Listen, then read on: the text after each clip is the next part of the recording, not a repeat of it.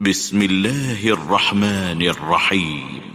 يا أيها الذين آمنوا لا تقدموا بين يدي الله ورسوله واتقوا الله إن الله سميع عليم. يا أيها الذين آمنوا لا ترفعوا أصواتكم فوق صوت النبي ولا تجهروا له بالقول كجهر بعضكم لبعض أن تحبط أعمالكم وأنتم لا تشعرون. إن الذين يغضون أصواتهم عند رسول الله أولئك الذين امتحن الله قلوبهم للتقوى لهم مغفرة وأجر عظيم. إن الذين ينادونك من وراء الحجرات أكثرهم لا يعقلون ولو أنهم صبروا حتى تخرج إليهم لكان خيرا لهم والله غفور رحيم. يا أيها الذين آمنوا إن جاءكم فاسق بنبأ فتبينوا أن تصيبوا قوما بجهالة فتصبحوا على ما فعلتم نادمين. واعلموا أن فيكم رسول الله لو يطيعكم في كثير من الأمر لعنتم ولكن الله حبب إليكم الإيمان وزينه في قلوبكم وكره إليكم الكفر والفسوق والعصيان أولئك هم الراشدون فضلا من الله ونعمة والله عليم حكيم. وإن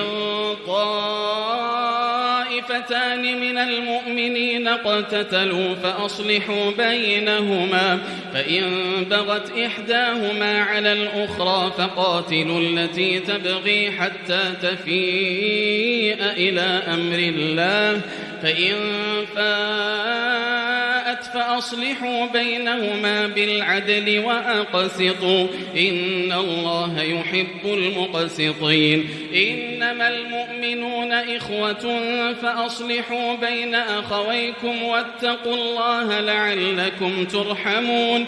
يا أيها الذين آمنوا لا يسخر قوم من قوم عسى أن يكونوا خيرا منهم ولا نساء من نساء عسى أن يكن خيرا منهن ولا تلمزوا أنفسكم ولا تنابزوا بالألقاب بئس الاسم الفسوق بعد الإيمان ومن لم يتب فأولئك هم الظالمون.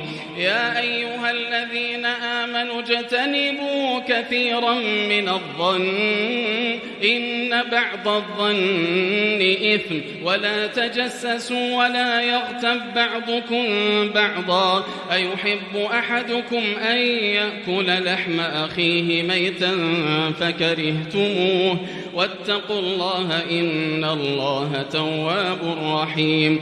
يا أيها الناس إنا خلقناكم من ذكر وأنثى وجعلناكم شعوبا وقبائل لتعارفوا إن أكرمكم عند الله أتقاكم إن الله عليم خبير. قالت الأعراب آمنا قل لم تؤمنوا ولكن قولوا أسلمنا ولما يدخل الإيمان في قلوبكم وإن تطيعوا الله ورسوله لا يلتكم من أعمالكم شيئا إن الله غفور رحيم.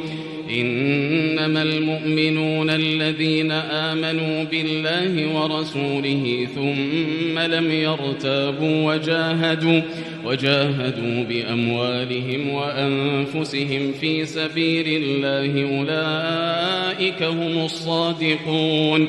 قل أتعلمون الله بدينكم والله يعلم ما في السماوات وما في الأرض والله بكل شيء عليم يمنون عليك أن أسلموا قل لا تمنوا علي إسلامكم بل الله يمن